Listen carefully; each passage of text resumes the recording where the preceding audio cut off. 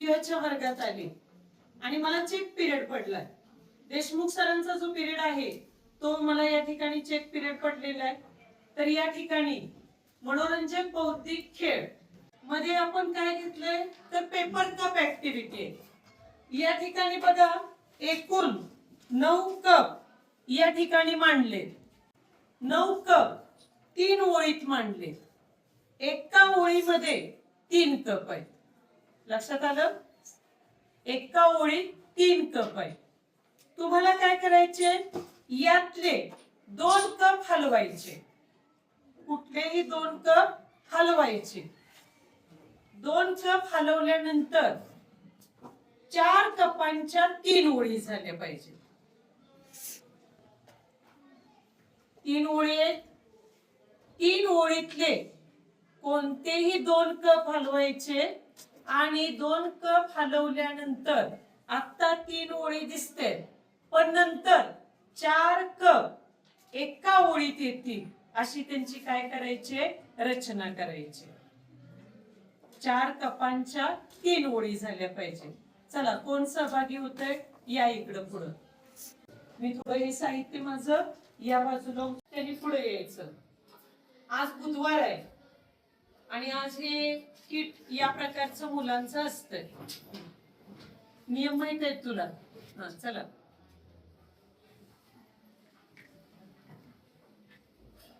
मी काय विचारलं नियम माहित आहेत का? 4 कपांच्या 3 ओळी करायच्या. बघ ही ओळ 3 कपांची, ही ओळ 4 कपांची, ही ओळ 4 कपांची. चुकलेलं. चला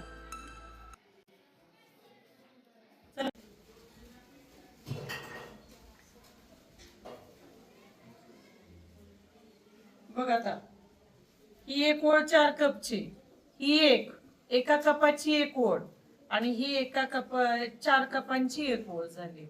तुझंही चुकलेलं. मी पुन्हा काय करते कप आहे तसे मांडते. आता शाहिस्ता या ठिकाणी भाग घेते. ही इकडं पुढं उभी राहिली. बघूया तिचा प्रयत्न काय आहे.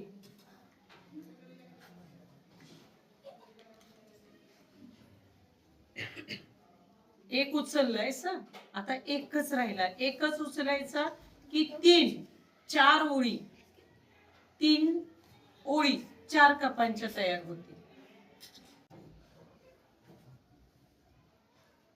थोडीशी तब्येत ठीक नाही पण आपला प्रयत्न तरी तिनं केलेला आहे. सुरुवात कप उचललेला आहे. ठेवला की संपलं. अजून तू टेबलवर ठेवलेला नाहीस त्यामुळं बघा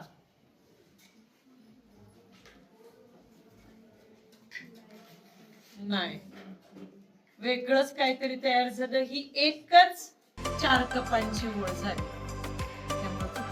आता या ठिकाणी आपली 9वीतली श्रावणी इंगळे ही या बौद्धिक खेळामध्ये सहभागी होणार आहे. श्रावणी तुला सगळे नियम माहित आहेत का? आणि ही विद्यार्थिनीचं वैशिष्ट्य म्हणजे 8वी स्कॉलरशिपला ही विद्यार्थिनी जिल्हा गुणवत्ता यादीत तिचं नाव आलेलं आहे. म्हणजे या खेळाच्या निमित्तानं पुनश्च एकदा श्रावणीचं आपल्या वर्गातर्फे हार्दिक अभिनंदन. छान. तर आता श्रावणी यातले 2च कप तू काय करायचे उचलायचे.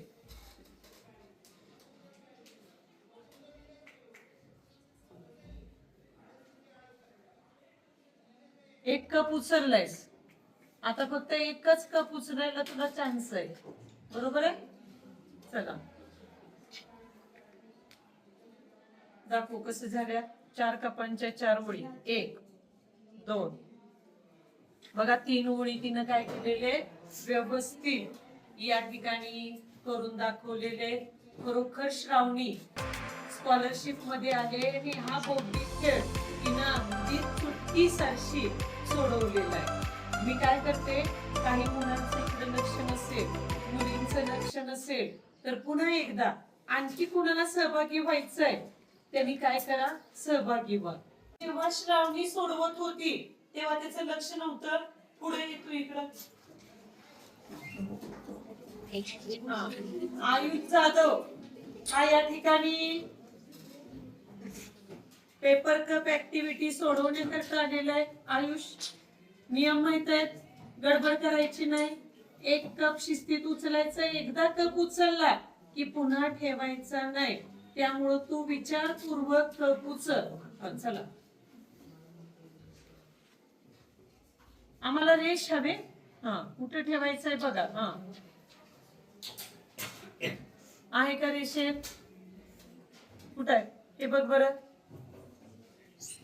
हा, तर आयुषने देखील काय केलेलं आहे या ठिकाणी, हा गेम व्यवस्थित सोडवलेला आहे. आयुषचं हार्दिक अभिनंदन. आज मी या ठिकाणी चेक पिरियडला आले. मी तुम्हाला काहीतरी अभ्यास सांगितला असता, तुम्ही काहीतरी अभ्यास करत बसला असता, काहींनी गप्पा मारत बसले असते. पण इथं तुमच्या पुढे 9 कप ठेवले. 9 कप ठेवल्यामुळं प्रत्येकाने, मी निरीक्षण करत होते, प्रत्येकाने हा गेम वहीमध्ये सोडवण्याचा प्रयत्न केलेला आहे. म्हणजे यामुळं आपण कृतीशील होतो. आपली नाही म्हटलं तरी काय होते, जिज्ञासू वृत्ती वाढते. हे मला काय येत नाही, मी प्रयत्न करेन.